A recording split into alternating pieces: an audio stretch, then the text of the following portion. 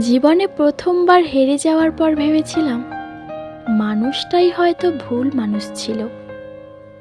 জীবনে দ্বিতীয়বার হেরে যাওয়ার পর নিজেকে সান্ত্বনা দিয়েছিলাম, আমাদের হয়তো ভুল সময় দেখা হয়েছিল। তৃতীয়বার হেরে যাওয়ার পর সম্পূর্ণ দোষটা দিয়েছিলাম আমার নিজের ভাগ্যকে। বারবার ধাক্কা খেয়েও ফিরে আসতাম, বোধহয় জীবনে আবার হেরে যাওয়ার জন্য। বারবার শীতল হয়েও আবার ফিরে আসতাম, রূপকথার মতো জীবন বদলে যাওয়ার আশায়। মানুষ মাত্রই বেহায়া, বারবার পাথর হয়ে যাওয়ার পণ করে আমি সেই মায়ার কাছে এসেই আত্মসমর্পণ করি।